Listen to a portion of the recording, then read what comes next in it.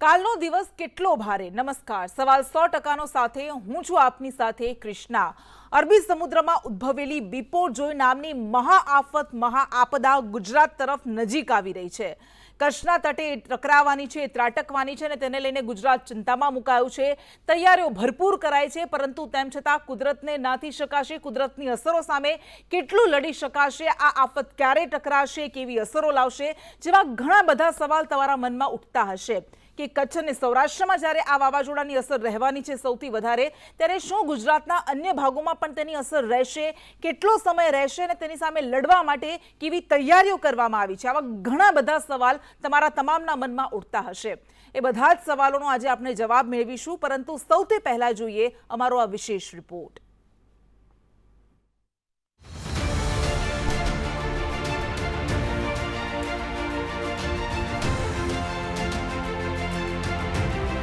મહાઆફતના 24 કલાક બાકી। કચ્છમાં ટકરાશે બિપોરજોય નામની વિપત્તિ। આફત સામે સાવધાન ગુજરાત। સમુદ્રી તોફાન, આકાશી ગર્જના। અરબી સમુદ્રમાં ઉદ્ભવેલી બિપોરજોય નામની મહાઆફત ડરાવી રહી છે। દરિયામાં ઉછળતા મોજાને કારણે ગાંડોતુર બનેલો દરિયો જાણે કાલનો અંદેશો આપી રહ્યો છે કે તોફાન પહેલા આ હાલત છે તો જ્યારે તોફાન ત્રાટકશે ત્યારે શું થશે? કેટલી તબાહી મચાવશે? લોકોની પ્રાર્થના ફળશે કે મહાઆફત ફરી વળશે? 24 કલાક કરતા પણ ઓછો સમય બાકી રહ્યો છે।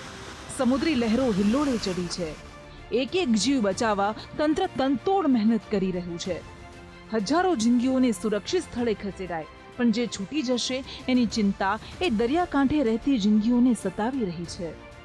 વાવાઝોડું ધીમી ગતિએ આગળ વધી રહ્યું છે, પરંતુ તે કેવો તાંડવ મચાવશે તેની આગાહી કરી દેવાય છે।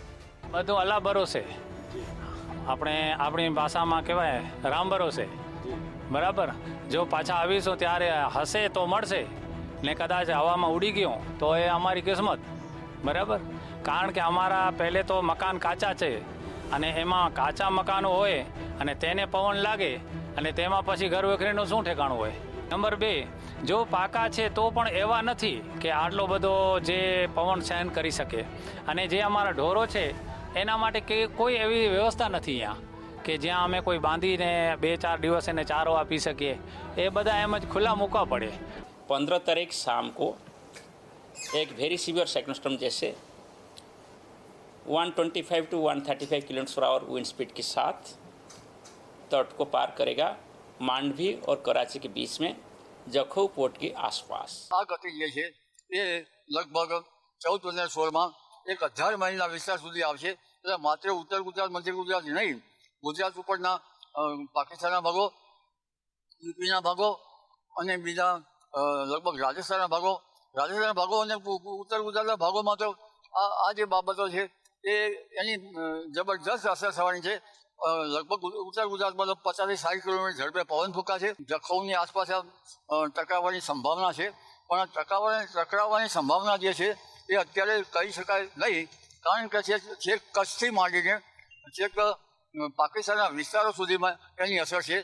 તોફાન પહેલાના ટ્રેલરના આ દ્રશ્યો છે, આફતના એંધાણ છે। દરિયા કિનારે વસતા ગામડાઓને ખાલી કરી દેવાયા છે। દહેશત અને સન્નાટો દેખાઈ રહ્યો છે। આ સમુદ્રી આપદા ભલે ગમે તેટલી મજબૂત હોય, પણ ગુજરાત પણ સાવધાન છે। જો કે કુદરત સામે આ તૈયારીઓ લડી લેશે કે ઓછી પડશે એ તો 24 કલાક બાદ જ ખબર પડશે।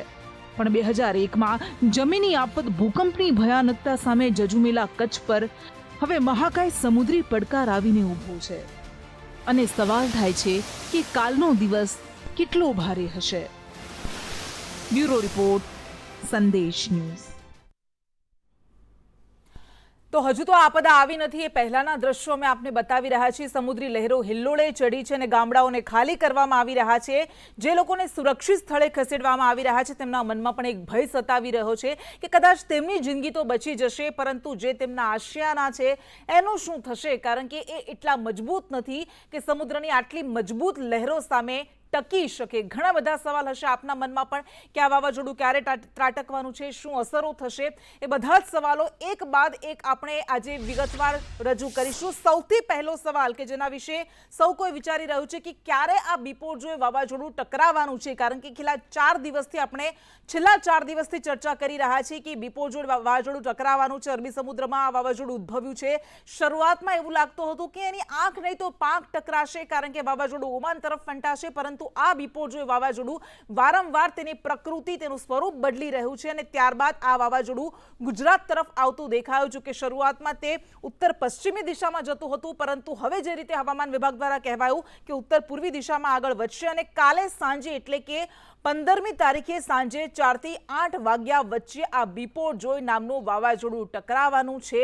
અને જ્યારે આ વાવાઝોડું ટકરાશે ત્યારે પવનની ગતિ 125 થી 135 કિલોમીટરથી લઈ મેક્સિમમ 150 કિલોમીટર પ્રતિ કલાકની રહેશે. એટલે કલ્પના કરી શકો છો કે જ્યારે પ્રતિ કલાકે 150 કિલોમીટરનો પવન ફૂંકાશે ત્યારે કેટલી તબાહી મચાવી શકે છે. હાલ આ વાવાઝોડાની ગતિની વિશે આપણે વાત કરીએ તો આ વાવાઝોડું અત્યારે અંતરની વાત કરીએ જખો બંદરથી, કે જ્યાં આ વાવાઝોડું ત્રાટકવાનું છે, માંડવી કરાચીની વચ્ચે જખો બંદર પર, ત્યાંથી અત્યારે અંદાજિત 280 કિલોમીટર દૂર છે. ખૂબ જ ધીમી ગતિએ વાવાઝોડું આગળ વધી રહ્યું છે, લગભગ 3 કિલોમીટર પ્રતિ કલાકની ઝડપે. જોકે હજુ લેન્ડફોલમાં કોઈ ફેરફાર નથી કરાયો, એટલે હજુ એવી કોઈ સંભાવના નથી દેખાતી કે આ વાવાઝોડું કચ્છમાં ન ત્રાટકે. આ વાવાઝોડું કચ્છમાં જ ત્રાટકશે. હાલની સ્થિતિ પ્રમાણે હું આ વાત કહી રહી છું. દ્વારકાથી 290 કિલોમીટર આ વાવાઝોડું દૂર છે, જ્યારે નલિયાથી, કચ્છના નલિયાથી 300 કિલોમીટર દૂર વાવાઝોડું છે. પોરબંદરથી 350 કિલોમીટર દૂર છે અને પાકિસ્તાનના કરાચીથી જ્યાં પણ વધારે અસર થવાની સંભાવના છે ત્યાંથી હાલ બિપોરજોય વાવાઝોડું 340 કિલોમીટર દૂર છે. પરંતુ ક્યારે ટકરાશે એનો જવાબ આવી ગયો છે અને એક નિશ્ચિત સમય આપી દેવામાં આવ્યો છે કે આ વાવાઝોડું આવતીકાલે 15 તારીખે 4 થી 8 વાગ્યાના સમય વચ્ચે એટલે કે સાંજના સમયે આ વાવાઝોડું ટકરાશે. અને એટલા માટે એક થોડી સારી બાબત એ કહી શકાય કે જો વાવાઝોડું રાતના સમયે ટકરાવવાનું હોત તો વધારે મુશ્કેલીઓ સર્જાત, કારણ કે રેસ્ક્યુ ઓપરેશનમાં રાતના સમયે ખૂબ મુશ્કેલીઓ ઊભી થાય છે અને વીજળી પણ સ્વાભાવિક છે કે નથી હોતી, પરંતુ સાંજના સમય માટે તંત્ર અત્યારે તૈયાર છે.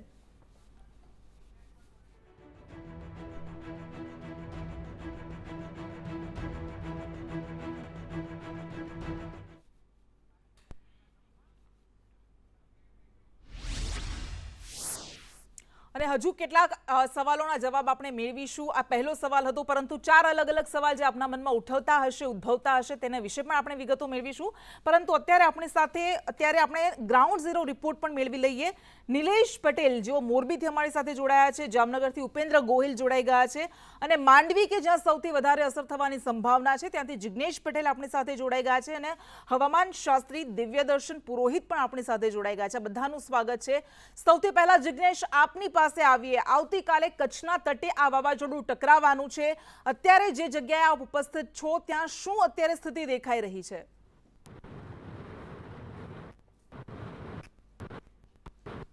કૃષ્ણા, સૌથી વધુ કચ્છ, માંડવી, જખૌ અને નલિયા વિસ્તારને દરિયાની અંદર કટ તેના પણ વધુ જોવા મળી રહ્યો છે. પહેલા જે મોજાના ઉછાળા હતા અત્યારે વધુ ઊંચા મોજા ઉછળી રહ્યા છે, પરંતુ તંત્ર માટે રાહતની શ્વાસ એ લીધો છે કે અત્યારે દરિયાની અંદર ભરતીની જગ્યાએ ઓટ ચાલી રહી છે. સવારના વાત કરવામાં આવે તો અત્યારે જે જગ્યાએ હું ઊભો છું સવારના પાણી આગળ હતા, પરંતુ અત્યારે આપ જોઈ શકો છો કે મારાથી અંદાજિત 30 થી 40 ફૂટ કરતાં વધુ પાણી દરિયાની અંદર પાછું ખચ્યું છે. એ સૌથી મોટી તંત્ર માટે રાહતની વાત છે કે દરિયો અત્યારે ઓટના કારણે થોડો છે. આવતીકાલે સાંજે 8:30 વાગ્યા પછી દરિયો કાંઠેથી જે વાવાઝોડું છે તે જમીન ઉપર ટકરાશે અને તેના કારણે જે છે તે સૌથી વધુ ખાના ખરાબી સર્જાઈ શકે છે. બીજી તરફ જો ન માત્ર દરિયાના પરંતુ હવા અને આકાશની વાત કરું તો આકાશની અંદર પણ જાણે એક દિવાલ આખી ઊભી થઈ હોય તેવો માહોલ સર્જાયો છે, કારણ કે નીચે પાણી છે, ઉપર વાદળા છે, કાળા ડિબાંગ વાદળો છે તે દેખાઈ રહ્યા છે. અને આ જ એ બિપોરજોય વાવાઝોડું છે કે જે ધીમે ધીમે મુસીબત બની અને દરિયાકાંઠે તથા ગુજરાતના દરિયા કિનારે આવી રહ્યું છે. જો આ વાવાઝોડું દરિયાકાંઠે પહોંચે અને ખાના ખરાબી અથવા તો લોકોના જીવ જોખમમાં મૂકે તે પહેલા કચ્છનું સ્થાનિક તંત્ર, તેની સાથે રાજ્ય સરકાર અને બીજી તરફ કેન્દ્ર સરકાર પણ આ તમામ મામલે નજર રાખી રહી છે. સાથે જ માંડવી બીચ પરના જે નાના નાના વેપારીઓ છે કે જેઓના અહીંયા સ્ટોલ હતા, તેવા ઘણા બધા સ્ટોલ અહીંયા તૂટી ગયા છે, પડી ગયા છે, તેને મોટા પ્રમાણમાં નુકસાન પહોંચ્યું છે. સાથે જ કહી શકાય કે તંત્ર દ્વારા જે 1 થી 10 કિલોમીટરના વિસ્તારમાં રહેતા લોકો હતા તેઓને સ્થળાંતરિત કરી અને સુરક્ષિત જગ્યા ઉપર ખસેડી લીધા છે અને તે જ કારણે કોઈ પણ વ્યક્તિનો જીવ ન ગુમાય તે માટે તંત્ર સજ્જ હોવાનો દાવો કરી રહી છે. જી બિલકુલ જિગ્નેશ, આભાર આપનો. એટલે આ મહાઆફત કે જે ટકરાય તે પહેલા જ તેની અસરો દેખાડવાની શરૂ થઈ ગઈ છે, પરંતુ આ વાવાઝોડું બિપોરજોય નામનું વાવાઝોડું ટકરાવાનું ક્યાં છે એ ઘણા બધા સવાલ કરી રહ્યા છે હજુ પણ. કારણ કે 7 દિવસ પહેલા આપણે જેવું કહેતા હતા કે આ વાવાઝોડું ગુજરાતમાં નથી આવવાનું, કોઈ વધારે અસર નહીં થાય, પરંતુ અચાનક તેનું સ્વરૂપ બદલાયું અને ક્યાં ટકરાશે આ મહાઆફત એ સૌથી મોટો સવાલ. ક્યાં ટકરાશે તેની આપણે વાત કરીએ તો હવામાન વિભાગ દ્વારા હવે સંપૂર્ણ ચોકસાઈ સાથે કહી દેવામાં આવ્યું છે કે આ વાવાઝોડું પાકિસ્તાનના કરાચી અને ગુજરાતના કચ્છ વચ્ચે ટકરાશે.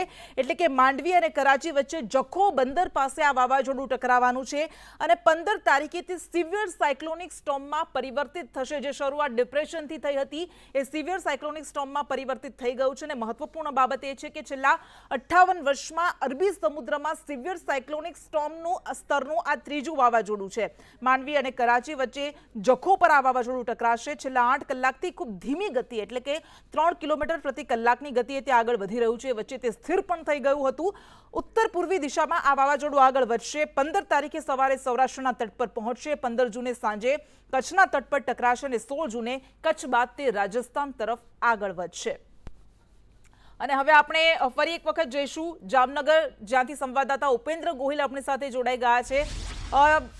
ઉપેન્દ્ર, જામનગર, મોરબી અને દેવભૂમિ દ્વારિકા આ 3 એવા જિલ્લાઓ છે કે જ્યાં કચ્છ ઉપરાંત વધારે અસર થવાની સંભાવના છે.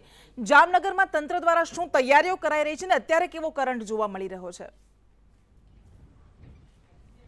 જી ચોક્કસથી ક્રિષ્ના, આપણે જણાવી દો કે જામનગરમાં પણ બિપરજોય વાવાઝોડાના કારણે ક્યાંક ને ક્યાંક તેની અસર જોવા મળી છે.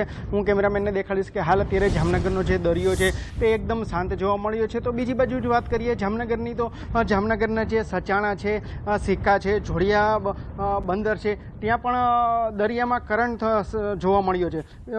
વાવાઝોડાને લઈને જાનમાલનું ઓછામાં ઓછું નુકસાન તે માટે સમગ્ર વહીવટીતંત્ર સજ્જ બન્યું છે, જેમાં દરિયાકાંઠાના અને તેની નજીકના ગામોમાં કાચા મકાનો છે, ઝૂંપડાઓ છે, તેમાં વસતા લોકોનું 8000 જેટલા લોકોનું સ્થળાંતર પણ કરવામાં આવ્યું છે. તેમજ દરિયાકાંઠાના ગામોમાં રાહત અને બચાવની કામગીરી માટે 2 SDRF અને 2 NDRFની ટીમ પણ ફાળવી દેવામાં આવી છે. દરિયાકાંઠાના 5 થી 10 કિલોમીટરના એરિયામાં 39 ગામોમાં આશ્રય સ્થાન પણ નક્કી કરી દેવામાં આવ્યા છે અને ત્યાં તમામ સુવિધાઓ પણ પૂરી પાડવા દેવામાં આવી છે. બીજી બાજુ વાત કરીએ તો કલેક્ટર દ્વારા આ બાબતે દરેક તાલુકામાં એક લાયસન્સ અધિકારીની પણ નિમણૂક કરવામાં આવી છે. જામનગર કોર્પોરેશનની વાત કરીએ તો કોર્પોરેશન દ્વારા 150 જેટલા હોર્ડિંગ્સ છે, LED ટાવર છે, તેને પણ ઉતારી દેવામાં આવ્યા છે. કલેક્ટર દ્વારા તમામ મોટા ગૃહ ઉદ્યોગ છે તેની સાથે પણ સલામતીના સૂચનો આપવામાં આવ્યા છે. એટલે કે જામનગરમાં ઓછામાં ઓછું નુકસાન થાય અને તંત્ર તમામ તૈયારી સાથે હાથ તો સુસજ્જ જોવા મળી છે અને તંત્ર આ બાબતે એલર્ટ પણ જોવા મળી રહ્યું છે. જી બિલકુલ ઉપેન્દ્ર, આભાર આપનો તમામ વિગત સાથે જોડાવા માટે. તો તૈયારીઓ કેવી થઈ રહી છે આપણે જો ગામડાઓને ખાલી કરવામાં આવી રહ્યા છે 0 થી 10 કિલોમીટરના અંતર પર દરિયાકાંઠાના વિસ્તારમાં જે ગામડા આવ્યા હોય અને પરંતુ ત્રીજો મોટો સવાલ સૌથી એ ઉદ્ભવી રહ્યો છે કે જ્યારે વાવાઝોડું ત્રાટકશે ત્યારે શું થશે, ત્યારે શું અસર થશે એની વાત કરીએ તો 125 થી 135 કિલોમીટરથી લઈ 150 કિલોમીટર પ્રતિ કલાકના પવન ફૂંકાશે. આ વાત સૌથી મહત્વપૂર્ણ વાત જે તરીને સામે આવી છે હવામાન વિભાગ દ્વારા જે કહેવાયું એમાં, અને તેમાં સૌથી વધારે નુકસાન કચ્છ જિલ્લામાં થવાનું છે. કારણ કે સ્વાભાવિક છે કે કચ્છના તટ પર આ વાવાઝોડું ત્રાટકવાનું છે, એના એટલા માટે કચ્છમાં સૌથી વધારે અસર થશે. દરિયામાં ઊંચા મોજા ઉછળશે. એટલું જ નહીં, મોરબી, દ્વારકા, જામનગરમાં પણ તેની અસર થવાની સંપૂર્ણ સંભાવના છે. કારણ કે આ કચ્છને નજીક આવેલા બધા જિલ્લાઓ છે. આ ઉપરાંત કચ્છ, મોરબી, દ્વારિકા અને જામનગરમાં ભારેથી અતિ ભારે વરસાદ પણ વરસી શકે છે જ્યારે આ વાવાઝોડું આવશે ત્યારે. જે રીતે કહેવામાં આવ્યું હતું હવામાન નિષ્ણાંત દ્વારા કે એવું નથી કે આ વાવાઝોડું આવશે એટલે તરત જ પતી જશે, પરંતુ આ વાવાઝોડાની આંખને આવતા અને તેની અસરો અહેસાસ થતા પણ લગભગ 2.5 થી 3 કલાક જેટલો સમય થશે. પોરબંદર, રાજકોટ અને જૂનાગઢમાં ભારેથી અતિ ભારે વરસાદ વરસશે જ્યારે આ વાવાઝોડું આવશે ત્યારે આ તમામ જિલ્લાઓમાં ખાસ કરીને કચ્છ અને સૌરાષ્ટ્રમાં સૌથી વધારે અસર થવાની સંભાવના છે. ગુજરાતના અન્ય ભાગમાં પણ વરસાદની આગાહી છે અને સૌરાષ્ટ્રના અન્ય જિલ્લા અમદાવાદ અને ઉત્તર ગુજરાતમાં પણ વરસાદની આગાહી દેખાશે. નિકુલ પટેલ સંવાદદાતા દ્વારિકાથી આપણી સાથે જોડાઈ ગયા છે. નિકુલ, જે રીતે કહેવામાં આવ્યું કે કચ્છ ઉપરાંત દ્વારિકા એ જિલ્લો છે કે જ્યાં સૌથી વધારે અસર થવાની સંભાવના છે. અત્યારે દ્વારકામાં કેવો કરંટ જોવા મળી રહ્યો છે? એક તરફ પ્રાર્થનાઓ થઈ રહી છે, તૈયારીઓ થઈ રહી છે, પરંતુ આ કુદરત છે, કેવી અસર? જે બિલકુલ તે કૃષ્ણા નુકસાનની શરૂઆત થઈ ચૂકી છે. બિપોરજોય હજુ દ્વારકા નથી પહોંચ્યું તે પહેલા જ નુકસાન અત્યારે દેખાઈ રહ્યું છે. દરિયાકાંઠા વિસ્તારમાં છું. દરિયાઈ પટ્ટી જે ગોમતી ઘાટ આસપાસ દુકાનો આવેલી હતી, કેટલાક દુકાનોના પતરા છે તે ઉડ્યા હતા અને એસડીઆરએફની ટીમ અત્યારે રાહત કાર્યમાં લાગી ચૂકી છે. દ્રશ્યો જોઈ શકો છો કે એ કોઈ પણ પ્રકારે નુકસાન ન થાય તેને લઈને એસડીઆરએફ અહીંયા તૈનાત કરવામાં આવી છે અને એસડીઆરએફની ટીમો અત્યારે જે છે તે કામગીરી કરી રહી છે. આસપાસના સ્મશાન ઘાટ હોય કે તમામ વિસ્તારના જે વિસ્તારો હતા ત્યાં નુકસાન થવાની જે શરૂઆત છે તે અત્યારે થઈ હતી અને ત્યારબાદ એસડીઆરએફની ટીમ અહીંયા પહોંચી. જોખમી ગણાતા જે બિલ્ડિંગ હતા, જે આસપાસની દુકાનો હતી, ત્યાં આવેલા જે પતરા હતા તે ઉતારી લેવાની કામગીરી અત્યારે ચાલી રહી છે. મોટાભાગના શેડ છે તે ઉડી ચૂકેલી હાલતની અંદર અત્યારે અહીંયા જોવા મળી રહ્યા છે અને અસ્તવ્યસ્ત સમગ્ર જે ગોમતી ઘાટ છે તે થયો હોય તેવા દ્રશ્યો છે તે અત્યારે ચોક્કસથી દેખાઈ રહ્યા છે. દ્રશ્યોમાં જોઈ શકો છો એસડીઆરએફ સતત અત્યારે કામ કરી રહી છે અને રાહત કામગીરી જે છે તે શરૂ કરી દેવામાં આવી છે. મહત્વની વાત છે કે દરિયાની અંદર ભારે તોફાન શરૂ થઈ ચૂક્યું છે, ભારે કરંટ આવી રહ્યો છે, ભારે પવન ફૂંકાઈ રહ્યો છે. દ્વારકાની અંદર વરસાદ વરસી રહ્યો છે અને ભગવાન દ્વારકાધીશની ધજા પણ ખંડિત થઈ ચૂકી છે. એટલે કે ક્યાંક મોટા સંકેત હવે અત્યારે અહીંયા મળી રહ્યા છે. દ્વારકાધીશની ધજા ખંડિત થાય એટલે કહેવાય છે કે કંઈક અજુગતું થશે અને આવી એક પૌરાણિક જે માન્યતા છે તે પણ માનવામાં આવે છે. સાથે જ દ્વારકા આસપાસના જે વિસ્તારો હતા 38 જેટલા જે ગામો છે તે પણ ખાલી કરી દેવામાં આવ્યા છે. હાલ આ દ્રશ્યો પરથી જ નક્કી કરી શકાય છે કે કયા પ્રકારની જે સ્થિતિ છે તે દ્વારકાની અંદર અત્યારે કૃષ્ણા સર્જાવાની છે તેની જે અસરો છે તે અત્યારથી દેખાવાની શરૂઆત થઈ ચૂકી છે અને દરિયો ગાંડો તૂર થયો તેવા દ્રશ્યો છે. બિલકુલ નિકુલ, આભાર આપનો. એટલે આગાઝ એસા હે તો અંજામ કેસા હોગા એ આપણે કલ્પના કરી શકીએ છીએ, કારણ કે દ્વારિકામાં આ વાવાઝોડાનું સંકટ ટળે એ માટે એક સમયે 2 ધ્વજા ચડાવવામાં આવી હતી અને આજે આ ધજા ખંડિત થઈ ગઈ છે. જો કે આસ્થાનો વિષય છે. ચોથો સવાલ સૌથી મોટો ઉદ્ભવી રહ્યો છે એ છે કે બિપોરજોય કેટલી તબાહી મચાવશે અને એનો આપણે જવાબ આપી દઈએ કે જ્યારે બિપોરજોય વાવાઝોડું આવશે ત્યારે પવનની ગતિ તો વધારે રહેશે જ, ભારેથી અતિભારે વરસાદ રહેશે, પરંતુ આ સાથે સૌરાષ્ટ્ર અને કચ્છના કેટલાક વિસ્તારોમાં પૂરની સ્થિતિનું પણ નિર્માણ થઈ શકે છે, કારણ કે 150 કિલોમીટર પ્રતિ કલાકે પવન ફૂંકાવાનો છે. નીચાણવાળા વિસ્તારોમાં પૂરની શક્યતા છે. હવામાન વિભાગ દ્વારા કહેવામાં આવ્યું, મૃત્યુંજય મહાપાત્ર દ્વારા કહેવામાં આવ્યું. અને સમુદ્રી વિસ્તારોમાં, નીચાણવાળા વિસ્તારોમાં સમુદ્રી પાણી ફરી વળશે એટલે મોટી તબાહી થવાની આશંકા છે. અને ભારે પવન ફૂંકાવાને કારણે કાચા ઘરને તો નુકસાન થશે જ, પરંતુ પાકા ઘરને પણ નુકસાન થઈ શકે છે એવી પણ શક્યતા છે. જખો બંદરેથી કે જ્યાં સૌથી વધારે નુકસાનની, સૌથી વધારે તબાહીની આશંકા છે, ત્યાંથી અમારા સંવાદદાતા પ્રતીક જાદવ અત્યારે જોડાઈ ગયા છે. પ્રતીક, આ એ જ સ્થળ છે કે જે આવતીકાલે ખૂબ ભારે દિવસ રહેવાનો છે. અત્યારે ત્યાં શું માહોલ અને શું સ્થિતિ દેખાઈ રહી છે?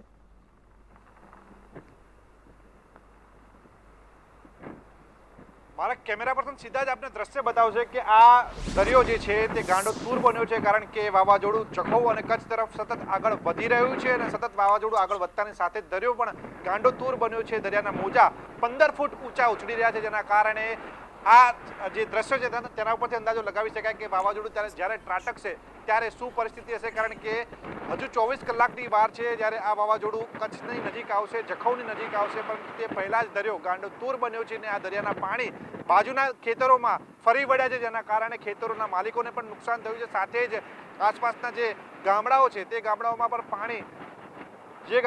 પાણી ફરી વળે તેવી શક્યતા વ્યક્ત કરાઈ રહી છે. સાથે જ જો વાત કરવામાં આવે તો દરિયો ગાંડો તૂર બન્યો છે અને પાણી બહાર આવી રહ્યા છે, જેના કારણે હાઈ એલર્ટ પર આસપાસના ગામો મુકાઈ ચૂક્યા છે. સાથે જ જો વાત કરવામાં આવે તો જે દરિયો છે તે દરિયામાં ભારે પાણી આવવાના કારણે બિલકુલ પ્રતીક, હા બિલકુલ આભાર આપનો અમારી સાથે જોડાવા માટે. વિપદા આટલી મોટી છે ત્યારે તૈયારીઓ કેવી છે આપણે જોઈ, પરંતુ છેલ્લા સવાલ વિશે આપણે વાત કરી લઈએ કે આ બિપોરજોય વાવાઝોડાની અસર ક્યાં સુધી રહેશે. તો 16 તારીખે આ વાવાઝોડું સિવિયર સાયક્લોનિક સ્ટોર્મમાંથી એક્સ્ટ્રીમ સિવિયર સાયક્લોનિક સ્ટોર્મમાંથી સિવિયર સાયક્લોનિક સ્ટોર્મમાં પરિવર્તિત થશે. 16 તારીખે પવનની ગતિ 85 થી 95 કિલોમીટર પ્રતિ કલાકની રહેશે અને 17 તારીખે સવારે તે ડિપ્રેશનમાં પરિવર્તિત થશે અને રાજસ્થાન તરફ જશે. આપણી સાથે દિવ્યદર્શન પુરોહિત જોડાઈ ગયા છે. દિવ્યદર્શનજી, આવતીકાલનો દિવસ ખૂબ જ ટૂંકમાં કહેશો કે કેટલો ભારે રહેશે ગુજરાત માટે?